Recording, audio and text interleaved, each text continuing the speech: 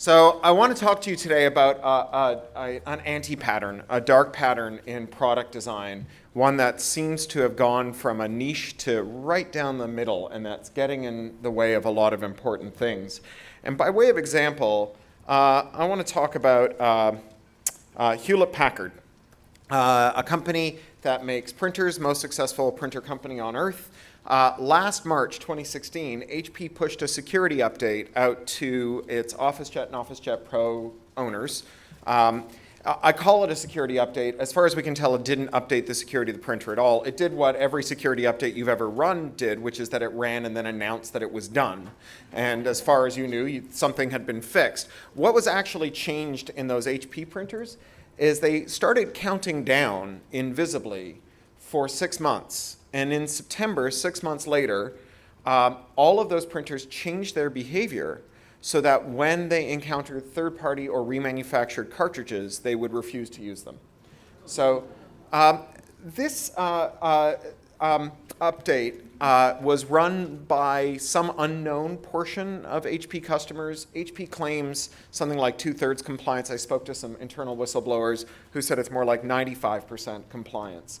And when this happened, these 95 or 2/3 of HP OfficeJet and OfficeJet Pro owners, they didn't know what was going on. All they knew is that their formerly good printers with their formerly good cartridges had suddenly stopped working. And so, they started throwing away the cartridges or swapping in known good ones. And maybe they had, gone to Costco at the start of the school year and bought a whole stack of remanufactured or third-party ones. So they cycled through 3 or 4 sets and realized none of them are working, so throw away the printer.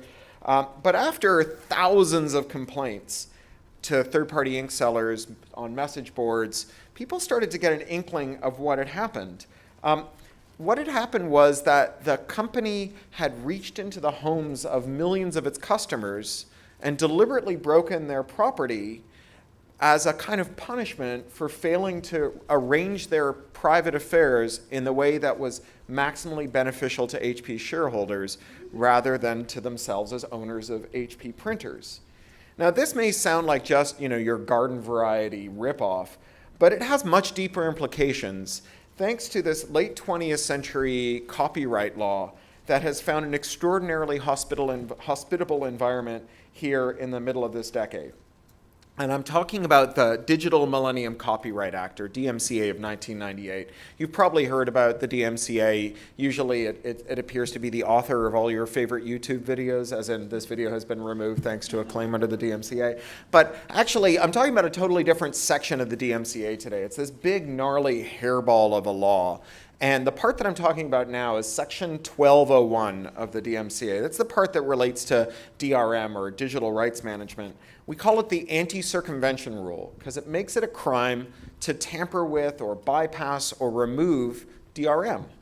And under DMCA 1201, undertaking those activities, even for legitimate purposes, even for things that would be legal, even for things that just let you enjoy your own property in legal ways, tampering with that DRM carries heavy penalties, a $500,000 fine for a first offense, along with 5 years in prison.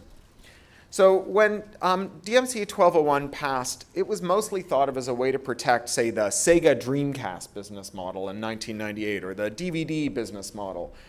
It was a way to allow companies that had some idea about how they'd like their customers to conduct their lives to force those customers to do it that way, and to also control their competitors so that they didn't offer something better to those customers. So for example, after DMCA 1201 passed, DVD vendors could add a region code to the DVD and then have a region code checker in the DVD player. And if you stuck a DVD from one country into a player from another country, the DVD player would refuse to play it. It's not that it couldn't play it, it's just that it wouldn't play it, right? I can't let you do that, Dave, Now, it's important to note that although anti-circumvention law is usually pitched as an anti-piracy law, that this is the literal, non-figurative, non-hyperbolic opposite of piracy. When you go to a store and you buy a copyrighted work from the company that made it at the price that they're asking for and then try to watch it, that's not what we call piracy, right? That is what we hope people will do instead of piracy. Now, you may be watching it in the way that isn't most profitable to the firm, but that is assuredly not piracy. Now, for Sega's and the early consoles, this also allowed companies to enforce their wishes as though they were their rights. So Sega had a kind of early version of the App Store business model. They wanted to make sure that any little company that was making software to run on your computer, on your Sega, that they would have to go through Sega first to get to your Dreamcast, that they would have to press their CDs at Sega's CD pressing factories, which charged a really high markup on it, so that they could get a little percentage of everything sold for the computer that you bought, your computer. And once again, like choosing to buy a game from the person who made it at the price that they want to charge you, and then running it on a computer that you bought fair and square, that is not piracy. That is the literal, non-hyperbolic opposite of piracy.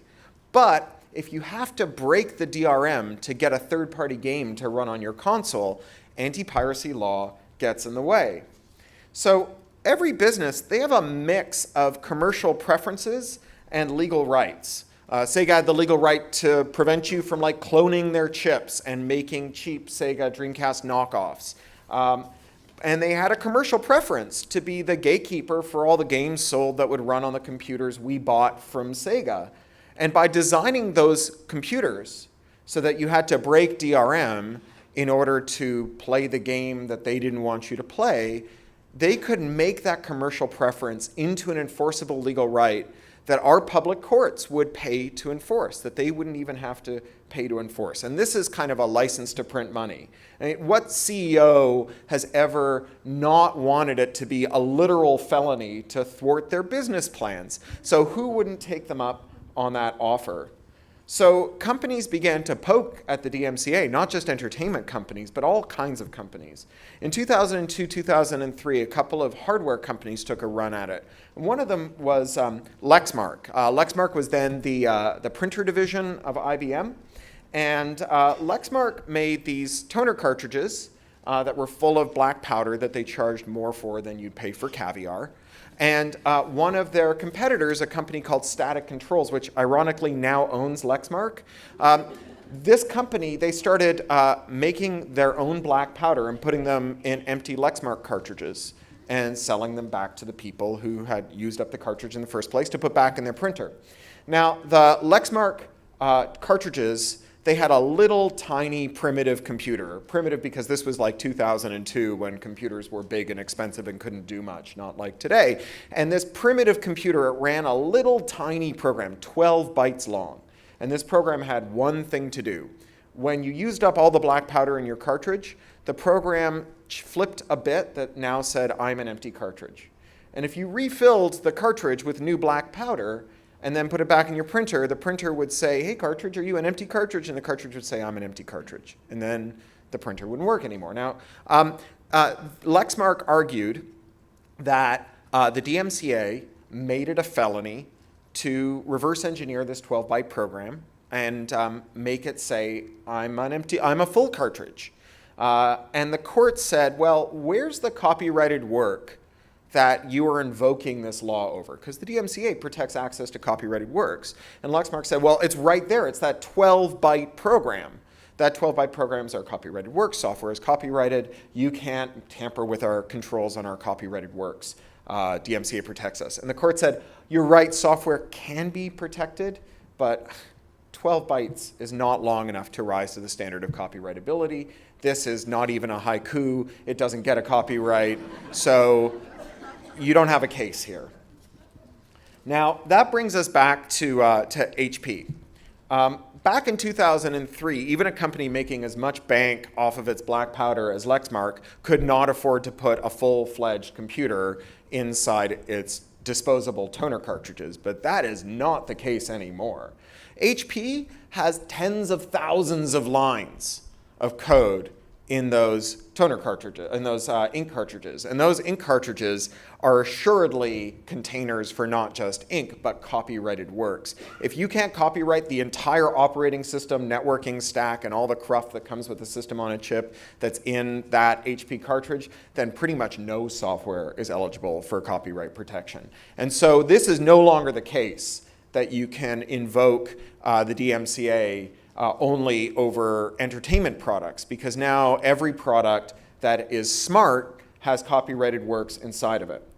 Now, when HP decides that you must treat their commercial preference to spend more on ink than you would on vintage Veuve Clicquot as a legally enforceable right, the DMCA probably goes along with them. It's probably the case that the DMCA is enforceable here because Section 1201 of the DMCA makes it a crime to bypass access controls for copyrighted works. And they definitely have copyrighted works inside of there. Now, it's not hard to figure out how to get around this if you choose to, if you are so risk accepting that you're willing to risk the wrath of HP.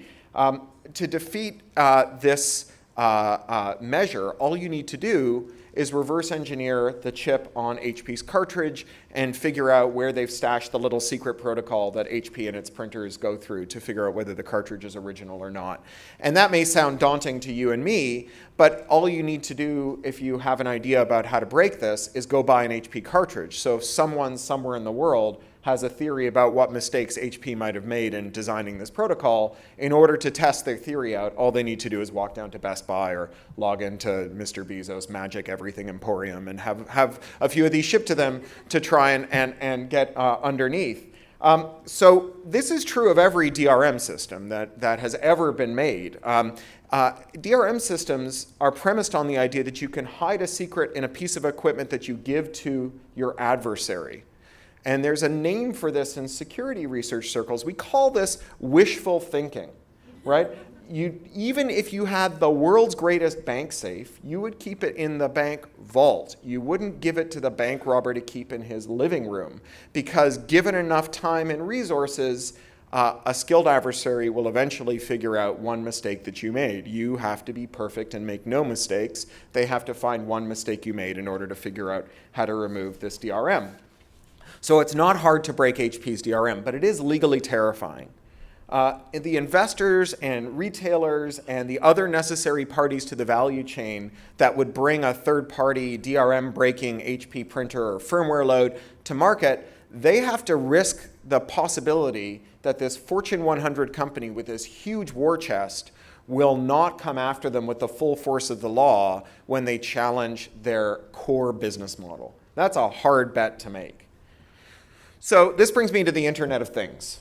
Printer cartridges are not the only software-equipped devices in our world today. As Mark Andreessen famously reminded us, software is eating the world, and software is copyrightable. So once you put software in a gadget, you can use DRM to give you the right to force people to use the gadget in the way that's best for you, the manufacturer, and not the gadget's owners. And there is no intrinsic Internet of Things business model. If you're making hardware, you're generally in trouble because the margin on hardware starts around 2% and falls off sharply from there. Ironically, if you have successful hardware, that's when your margins disappear altogether because that's when you get cloned in the Pacific Rim and people stop buying your hardware entirely. And so everyone who's raising money for Internet of Things is doing so by going to investors and saying, we are going to monopolize the ecosystem for our hardware. We'll be the only ones who can fix it. We'll be the only ones who can make parts for it. We'll be the only ones who can make consumables for it. We'll be the only ones who can sell apps for it. And so we'll monetize all of that. And besides, maybe our exit will be that someone will buy us for the data we have on our customers. And since our Internet of Things gadget is going to be in a position to gather all kinds of data on our customers, we'll just indiscriminately gather all the data we can find on those customers and store it in case that turns into an acquisition strategy. Now, obviously, making sure that people buy parts or services or apps from you, that's not a legal right. It's a commercial preference. But if you design a device so that third-party ink or parts or service requires bypassing DRM, then you can make that preference into an enforceable legal right. And that's why DRM is now metastasized. Last summer, the US Copyright Office held hearings on this. Sorry, summer before last, summer 2015.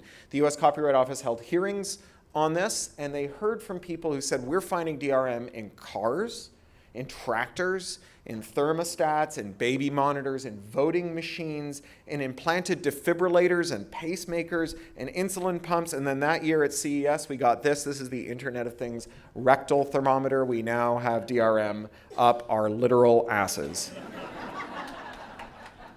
So what does this have to do with security? Because we've heard about how this impacts all these other realms, but what about security?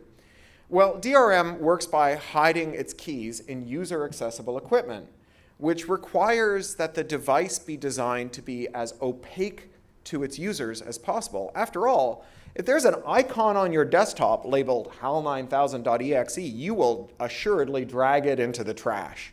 And so everyone who's ever made DRM for a system also figured out a way to hide some of what that system was doing from the user and from systems that the user might employ to keep that computer safe, antivirus software and so on. If there's a way that a user process can find the DRM process and kill it, that user process will find that DRM process and kill it. No one woke up this morning and said, gosh, I wish there was a way that I could do less with my computer. Maybe there's a product somewhere that can do that for me.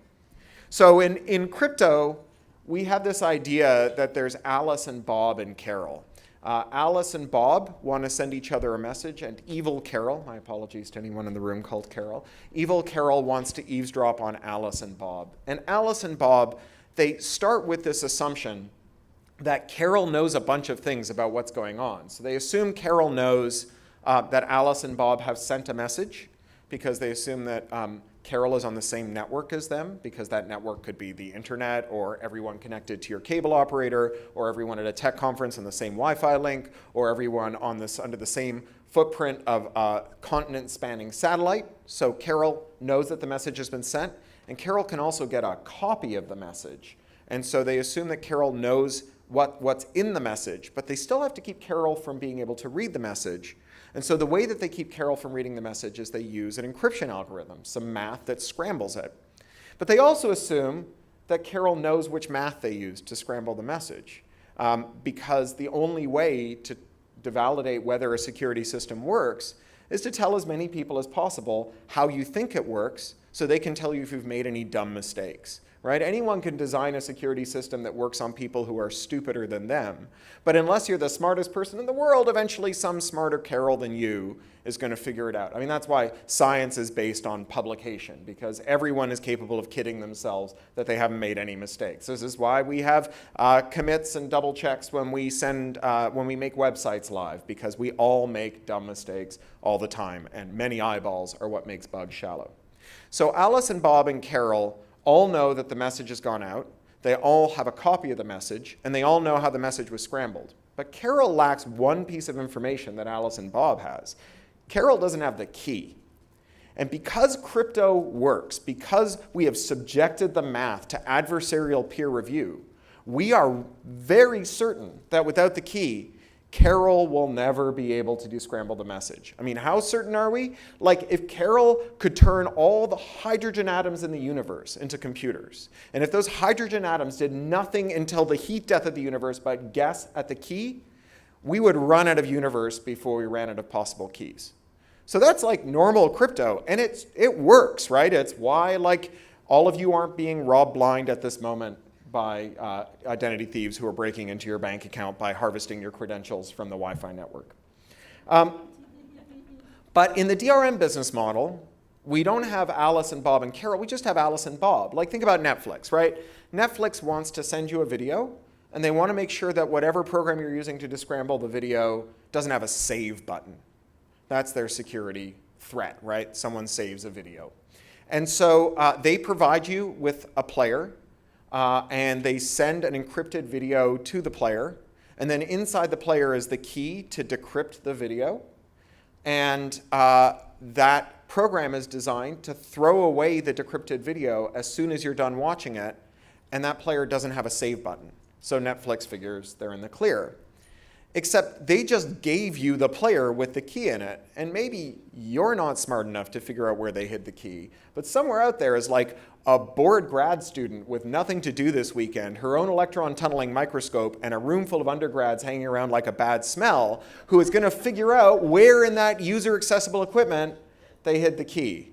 When it's just Alice and Bob sends Alice the key and then crosses his fingers and hopes that Alice isn't ever going to figure out where he hid it, Bob is not acting like a smart security practitioner.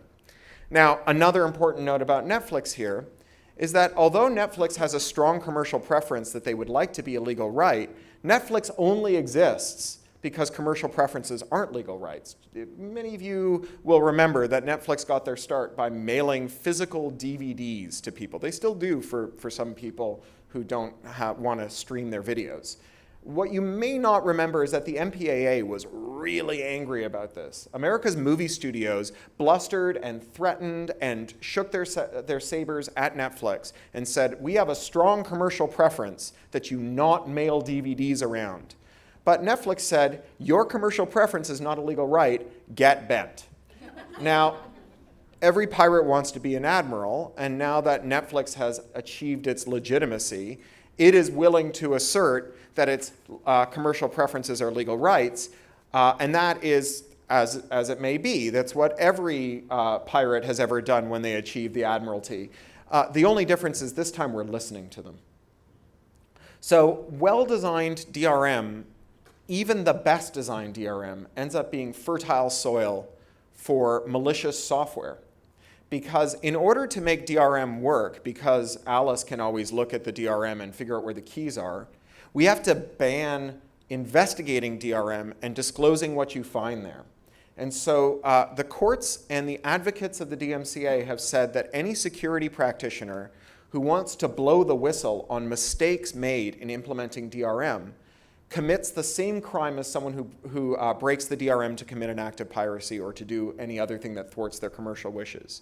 And so they have asserted that anyone who comes forward to warn you that a system that you are relying on is not fit for purpose is committing a crime. And this has real-world consequences because nobody wants to find out the hard way whether or not they're going to be the next security practitioner to go to jail. There was one security practitioner in America who's already gone to jail for doing this, a guy named Dmitry Skilyarov, who was hauled off the stage at a security conference and thrown in jail by the FBI and then deported back to Russia for revealing defects in an Adobe product. An Adobe product that, by the way, lots of people have on their computers and which could, in theory, be a vector for installing all kinds of malware on their machines. And so even well-designed DRM ends up being hospitable territory for DRM. When Sony fielded 51 million audio CDs with a piece of DRM in it called a rootkit, it opened the door for 300,000 US government and military networks to be infected with malicious software that used the rootkit to hide themselves from the antivirus software on those computers.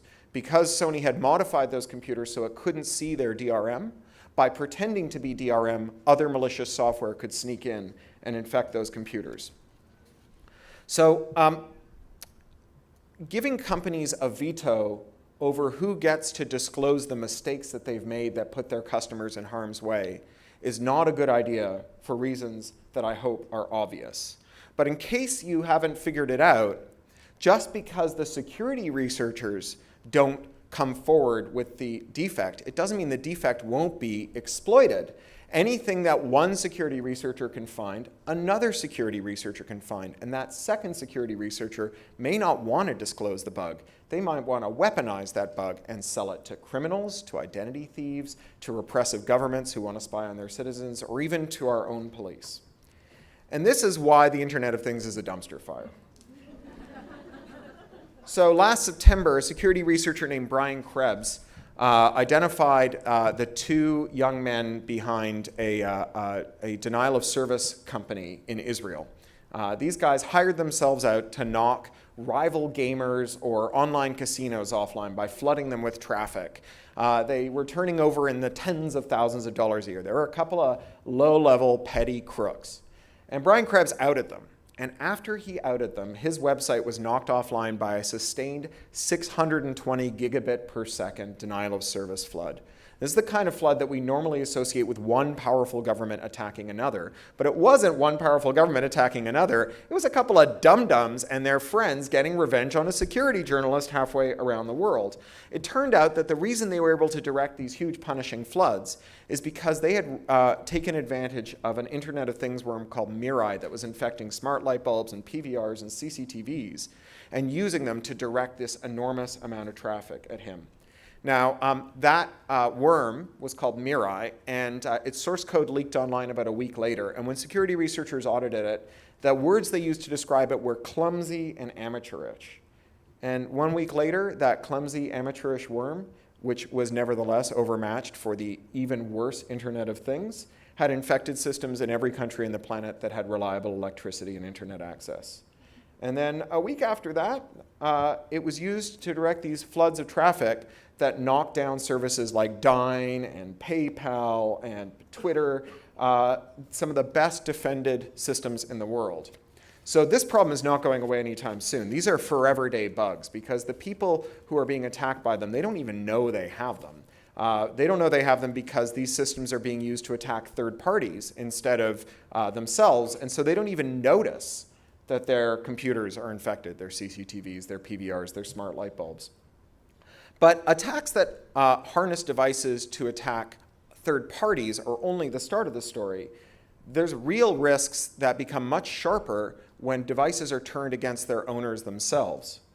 So in 2013, for example, a young woman named Cassidy Wolf, who'd just that year been crowned Miss Teen USA, was on the web when she landed on a website that had been infected by a creep. And that creep was looking for browsers that were vulnerable to a bug that he knew about, that he'd weaponized. And when she landed on that website, her computer was compromised by something called a remote access Trojan, or RAT. And this RAT was able to remotely operate her camera and microphone, harvest all of her keystrokes, and also plunder her hard drive.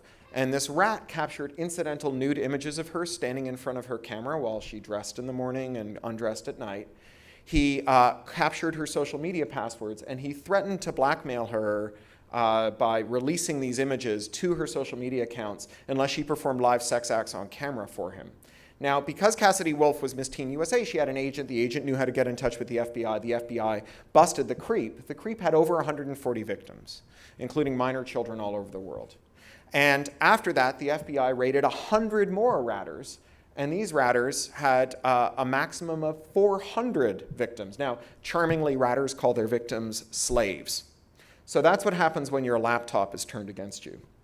And then summer 2015, some researchers discovered that GMC's Jeeps were vulnerable to networked attacks. So they built, or GM rather, built these Jeeps, these Chrysler Jeeps, with active on-demand hotspots. So your kids are restless in the back seat, you want to turn on Netflix for them, you type your credit card number into your dashboard computer, it lights up a hotspot that uses a Sprint SIM under the dashboard to connect your car to the internet for 24 hours.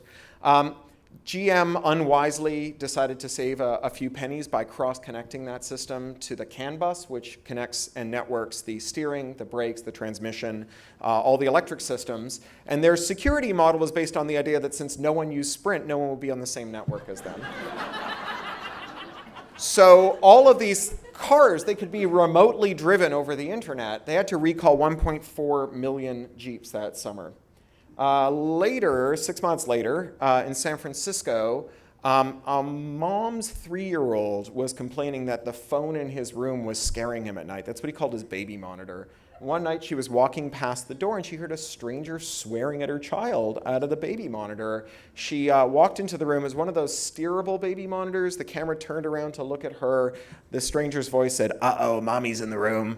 And the baby monitor went dark, and she never found out who that person was. Later that year at the DEF CON security conference, security researchers released their audit of the top 10 best-selling baby monitors. They found all of them were easily crackable and vulnerable to this kind of hijacking. So with this law, DMCA 1201, we have given companies every incentive they need to add DRM in their products. And in so doing, we're not just putting ourselves at this security risk, we're actually putting the very idea of private property itself at risk. If the dead hand of the manufacturer lays on your device after you've purchased it, ready to rise up and go upside your head should you choose to use that device in the way that's best for you and not their shareholders, then you don't own the device. You are at best a leaseholder of that device. You are a tenant farmer of that device. And we have a name for a system in which only a small number of people are allowed to own property and everyone else has to rent it from them and use it to their benefit. It's called feudalism. But at least in feudalism, the aristocracy are humans. In our new feudalism, powered by the DMCA, our aristocrats are immortal life forms that are transhuman that we have created called limited liability corporations, and they treat us alternately as their food source and their inconvenient gut flora. So this is bad news. We are one RFID system away from a dishwasher that won't accept third-party dishes. We are one vision system away from a toaster that won't accept third-party bread. And for the same reason that reconfiguring your iPhone to use third-party apps is a felony, reconfiguring any of these devices to use third-party consumables or parts is also a felony. So it's getting worse. In 2013, the World Wide Web Consortium, who make open standards for the web, decided that they had no choice but to start standardizing DRM to go in every web browser because Netflix had effectively threatened to boycott the web if they didn't get it. And since then, they have plowed ahead with doing this.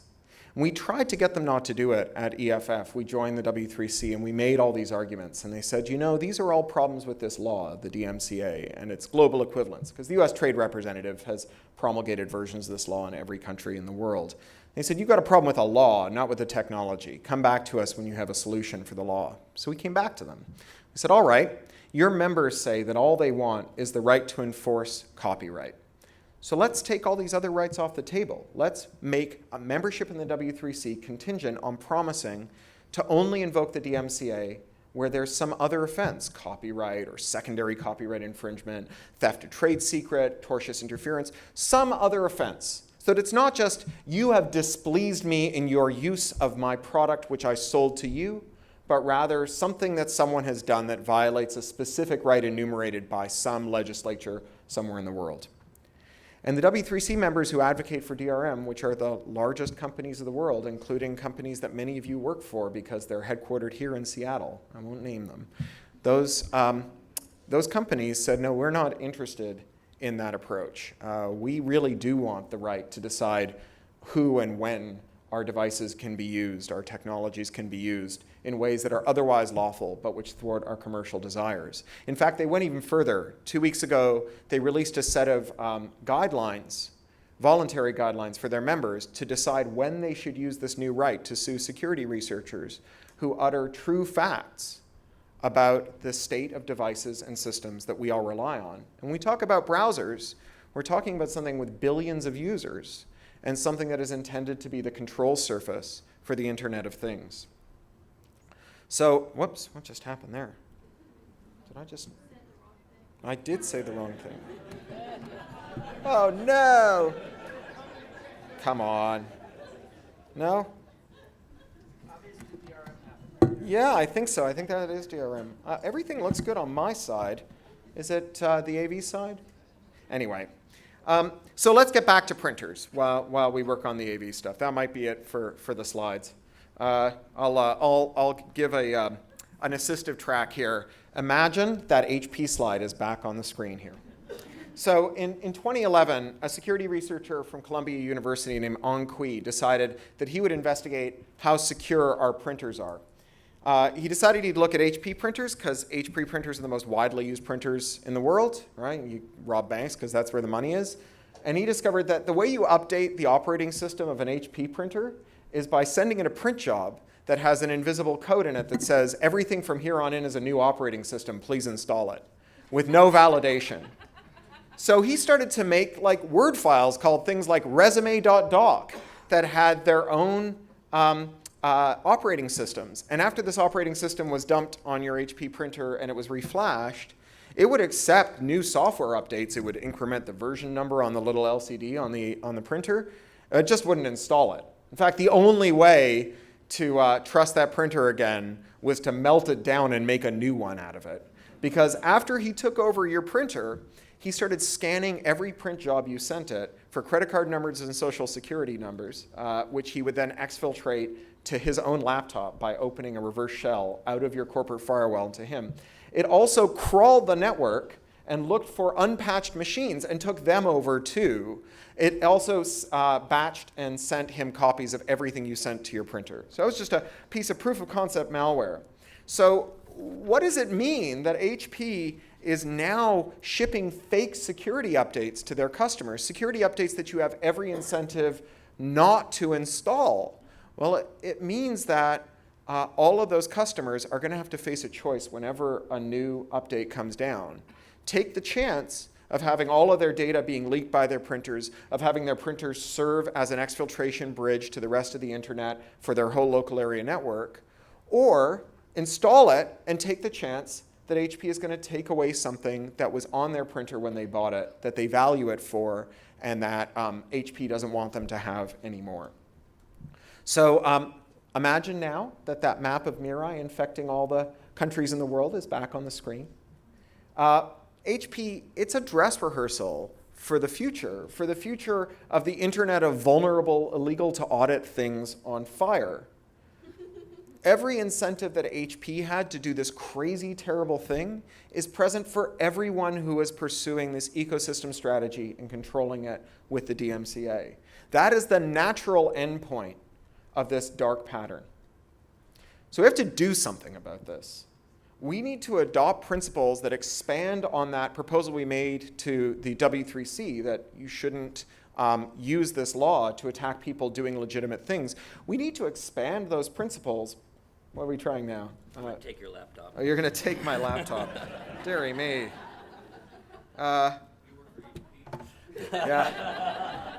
We need to expand those principles to other domains, to things like licenses, intercompany agreements, professional codes of conduct, so that they become binding on us in many ways, so that it becomes progressively harder, not easier, to do this. And I have two principles that I'd like you to consider adopting. The ironclad, never breakable rules, the we the people, the life, liberty, and the pursuit of happiness of an Internet of Things we can trust. The first one is that devices should obey their owners. Whenever a device receives conflicting orders from its owners and from a remote party, no matter who that party is, the owner should always, 100% of the time, win. And the second one is that true facts about the security of computers are always and under every circumstance legal to disclose. Ooh, look at you. If you want to tap forward a few slides. Oh, I've got a clicker, don't I? There we go. The second one is that security facts should be legal to disclose. That under every circumstance, telling the truth about a computer should be legal. These are not extreme positions, but I charge you to be an extremist for them. If they're not calling you a fanatic, if they're not calling you a Puritan, if they're not saying you're being unreasonable and unrealistic, you are not trying hard enough. If we computerize the world and fail to safeguard the users of computers from coercive control, history will not remember us as the leaders of progress, but as the blind handmaidens of tyranny. So how are we going to fix this? Well, we can't fix it through individual action. Just like no one person is going to recycle their way out of climate change, no one person is going to make the choices that are going to solve this big correlated problem that spans so many domains. We are going to need to be collective in how we work on this to make deep structural changes. And Electronic Frontier Foundation, which is a charity that I consult for, although they don't pay me, I get paid through the MIT Media Lab. So it's not like your support of EFF goes into my pocket. But EFF, an organization that I've worked for on and off for 25 years, we're doing something about this, and we're good at it. We've been fighting for a free, fair, and open internet infrastructure for a quarter of a century. We won the lawsuit that forced the NSA to give up on its project to keep crypto out of civilian hands. We won the lawsuit that said that the FBI can't look at email without a warrant. And we are fighting now for this. Killing DRM isn't just a duty, it's an opportunity. By getting rid of the incentives to make DRM, we are creating a marketplace for a better Internet of Things, one where our computers are obedient, ones where our computers are designed to be controlled by their users, not to control their users. Now, getting our computers right, that is not the most pressing problem the human race has today. Fixing climate change, solving economic inequality, addressing racial injustice, poverty, and gender and disability rights, those are all more important than how our computers work. But we're not going to win any of those fights without working computers that we can trust. This is the most fundamental fight we have, not the most urgent one.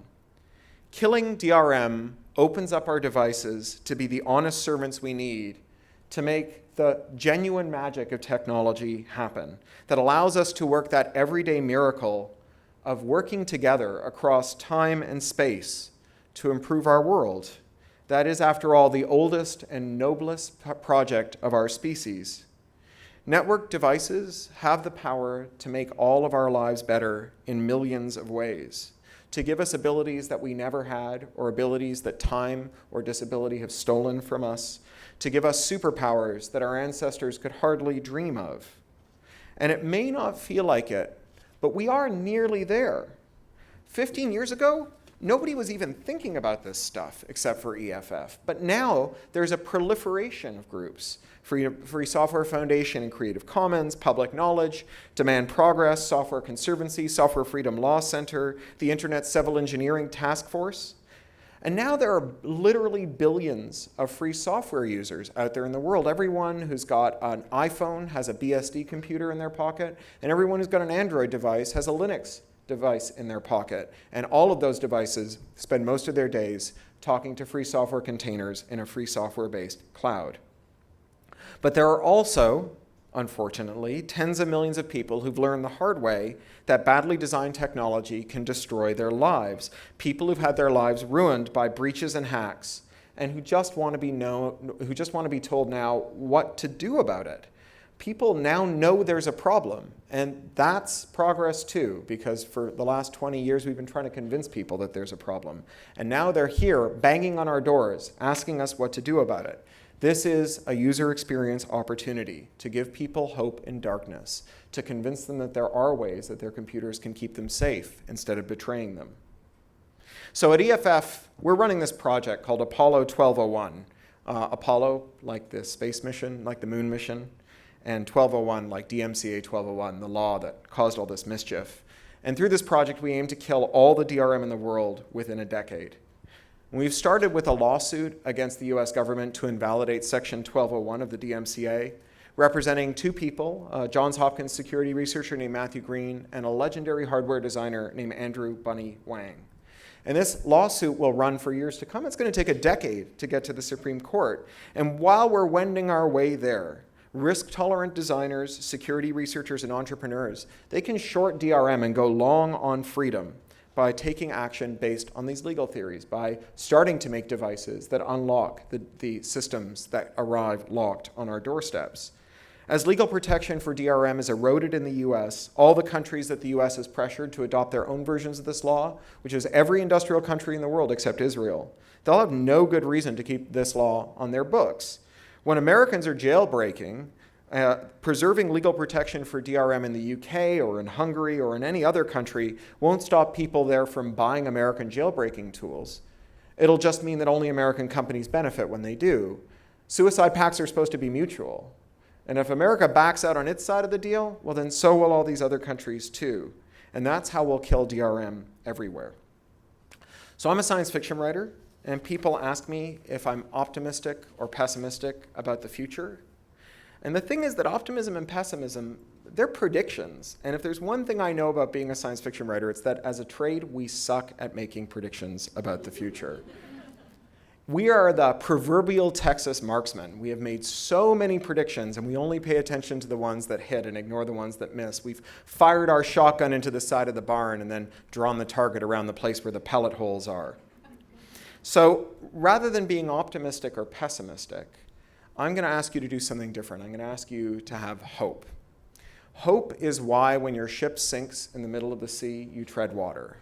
Not because you have a realistic expectation of being rescued, but because everyone who has ever rescued treaded water until help arrived.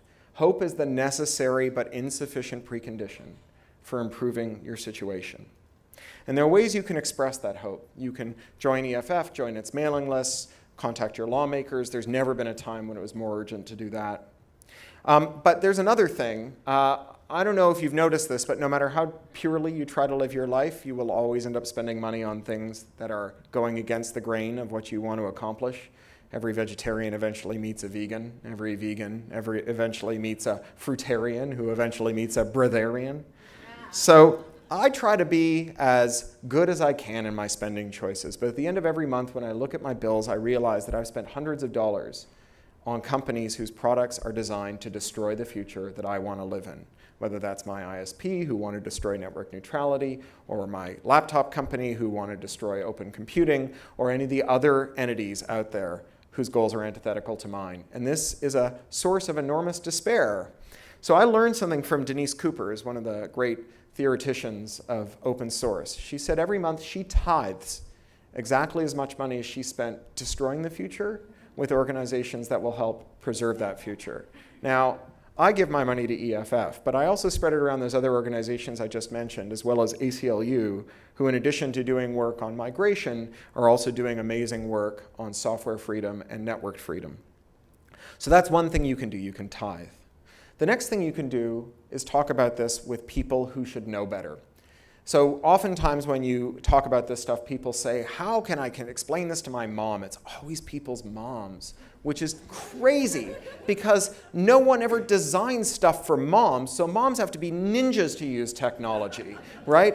It's like, you have to make stuff simple for it's bosses. Bosses are the ones who get everything handed to them on a silver plate because they're the ones who sign the procurement orders. So they should be really saying, how can I explain this to my boss? You don't need to explain this to your boss yet. Because when you look at the number of people who support EFF or even ACLU on these efforts, you'll see that it's in the tens of thousands. And then when you look at the number of people who should know better, the people who subscribe to technical subreddits, the people who lurk on Hacker News, even the people who read Slashdot, it's orders of magnitude more. So I'm going to ask you to find two people who should know better, two people who are as technologically savvy as you are, but who haven't been thinking about this issue, and sit down and describe what I've just told you to them. And there's versions of this talk online you can watch with them or read about and talk to them about. And then come back a week later and ask them if they thought about it and whether they're willing to talk to two people too. There is a lot on the line here. We're trying to figure out if our future is going to be one where our devices obey us, a future where we are allowed to warn each other about the ways in which our devices are not fit for purpose. And none of us gets to choose which future we're going to arrive at, not individually. But together, we have a chance. And I think we need to take it, because there's too much at stake not to give the fight everything we have. Thank you.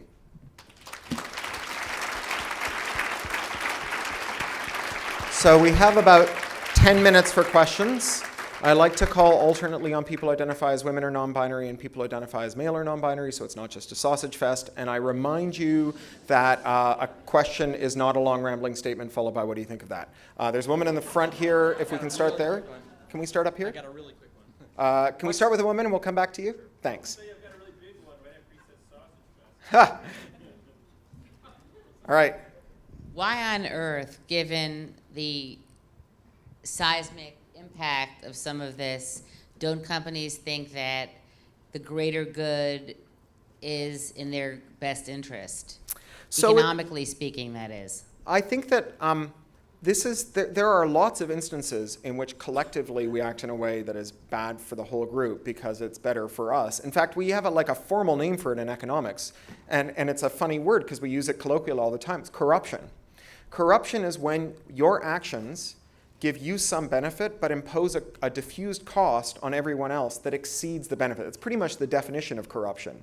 When you get a benefit that imposes an aggregate cost that's higher than your benefit, but that cost is diffused so that the people who are paying it don't have any easy way to come together and force you to cease your conduct. So the canonical example is polluting the water. You save pennies by polluting the water, and your neighbors have to spend dollars to get the pollution out again.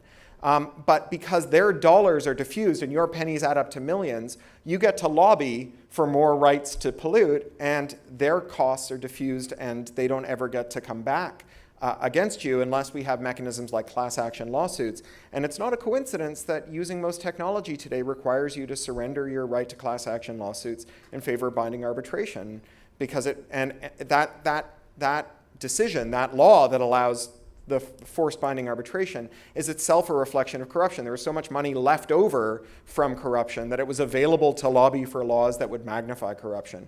It's a vicious cycle. Sir, you had a question back there. So what's the elevator pitch? So what's the elevator pitch? The elevator pitch is we have these systems that are designed to force us to use our computers in ways that are better for the manufacturer than they are for us. And a dumb law from the last millennium is hanging around and making it illegal to get around that. And it poses a risk to all of us. But we can change it because there's money to be made in breaking DRM and allowing people to do more with their stuff. Is that good? How about to your conservative friends? Well, funny you should mention, I am going to DC on Monday to speak at an event convened by a bunch of conservative think tanks, including the Heritage Foundation, about the way that this interacts with property rights. If there's one thing that defines conservatism, it is a belief in strong property rights.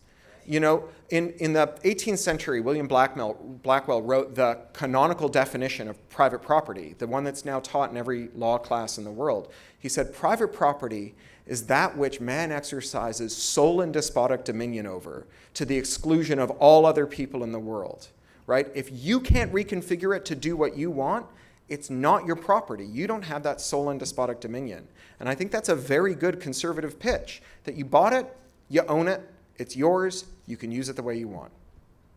How's that? Great. Good. Are there any people who identify as female or non-binary who'd like to ask the next question?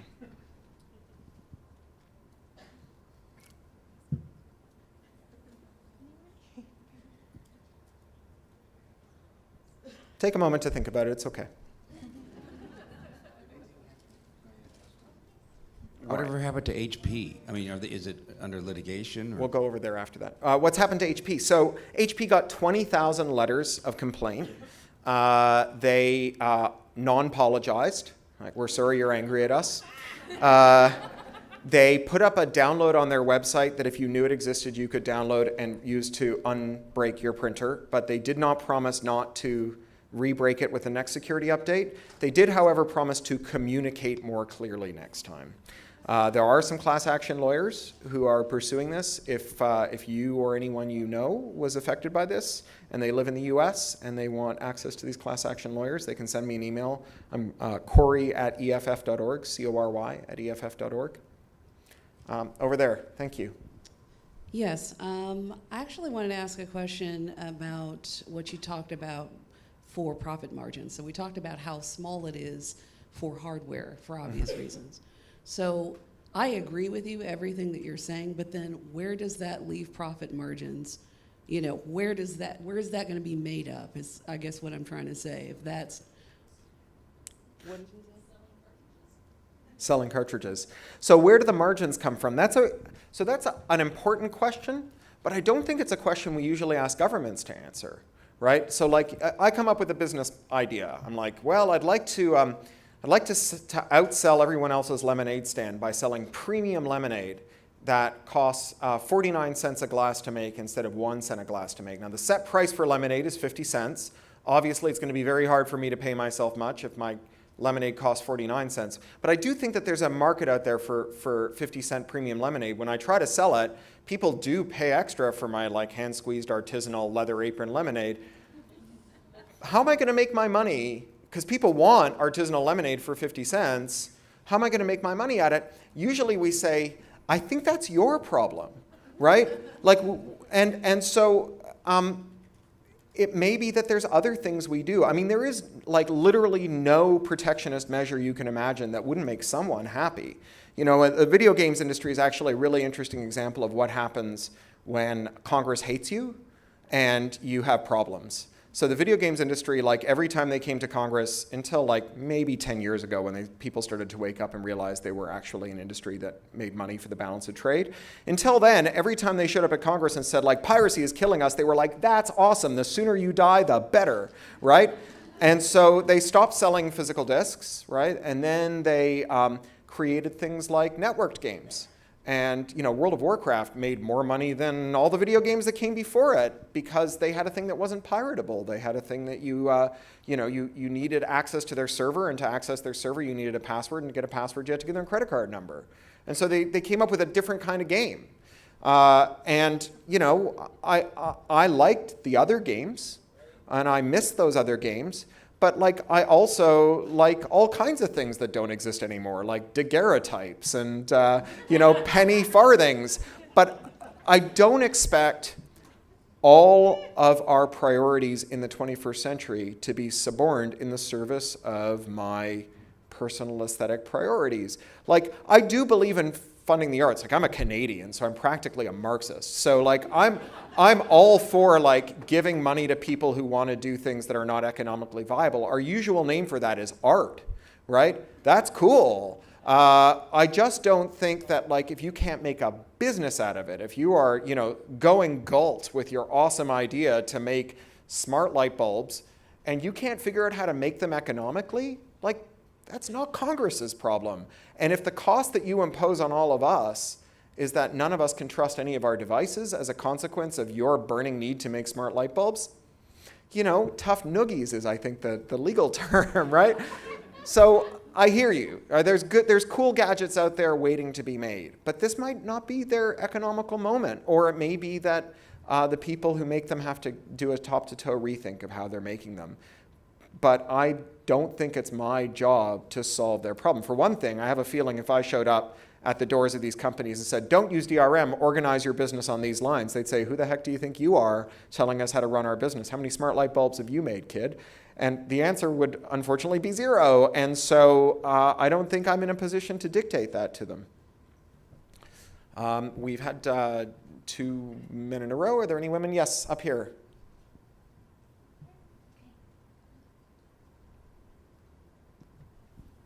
Just keeping an eye on the clock here. I think this is our last question. Is that right, Joe? Yep. One more is good. Okay, go ahead. So are there any laws, anything in protecting security researchers right now? There are some tiny little things at the margin. So the DMCA has an exemption for security researchers that in 22 years no one has ever been able to use because it's so narrow. And the consensus is that it's basically useless. Every 3 years, Congress, or the Copyright Office rather, holds hearings on DMCA 1201 to see whether it's doing its job. And in theory, they are empowered to grant exemptions to the DMCA, but those exemptions are use exemptions, not tools exemptions. So they are allowed, for example, in the last one, they said, you're allowed to jailbreak your iPhone, but you're not allowed to make a tool to jailbreak your iPhone, or sell that tool, or tell someone how to make the tool, or report on any of the mistakes that Apple made when they designed the iPhone that would allow you to make such a tool. So it's a really symbolic measure. Now, the Copyright Office did, in fact, grant an exemption for security research, but again, that exemption doesn't include tools. So security researchers can say, I broke the DRM on this voting machine and found that it was insecure, but they can't tell you how they did it, which may be the key to understanding that it is insecure, right? In general, we expect science to progress when people can describe their methods. You know, before we had science, we had alchemy, which is a lot like science without the methodological disclosure, right? Alchemists were all in a race to see who could like turn lead into gold and live forever. And so alchemists never told each other what they discovered. So every alchemist discovered for themselves in the hardest way possible that they shouldn't drink mercury, right? And it was only when we had publication that the base metal of superstitious alchemy was converted to the precious material of science. And it was done because the people described how they knew what they thought they knew, and other people told them about the dumb mistakes they'd made. And if security researchers can break DRM, but only tell you what they found after they were done, and not how they found it, then it's not science anymore. We're back to the Dark Ages. We're back to alchemy. And so without statutory reform, I think we have real problems. Now, as I said, we're representing a security researcher in a lawsuit against the US government, arguing that the First Amendment protects his right to publish his security research. And we have a good sense that that lawsuit will carry. It's based on 2 recent Supreme Court decisions, Eldred and Golan, which were not wins for people who care about information freedom, but which did have important provisions that said, for example, the First Amendment protects is only, that copyright law is only cognizant with the First Amendment if you can have fair use, and if it doesn't stretch to cover things that aren't traditional copyrighted works like light bulbs. So those feel like slam dunks to us. And we're going to go back to the Supreme Court over the next 10 years. And when we get there, we're going to say, this is what you told us. Did you mean it? And I think we're going to win. And when we do, well, then the law just pops like a soap bubble, which is great. And long before we get there, there's going to be lots of opportunities for people to take advantage of the impending change, which will be palpable. You know, the VCR was invented in 1976, and no one knew if it would be good or bad for the entertainment industry. By 1984, because people went ahead and made them, even though Sony was being sued by Universal for that whole time, there were 6 million VCRs in America. And when the Supreme Court met in 1984 to rule in Betamax and decide whether VCRs would be legal, they drove past video rental stores. And it was just like obvious that it would be really dumb to ban VCRs at that point. It's kind of the bet we're making, that you all will go and create better services that break DRM in order to restore property rights to the people who own these devices, and that will perform the function of proving the wider case that society won't collapse if people can treat their property as property. Well, I really have to thank you all for having me here today. I think I'll be signing books in 15 minutes in the lobby if any of you would like to have your books defaced, but in any event, it's been a real pleasure. Thank you.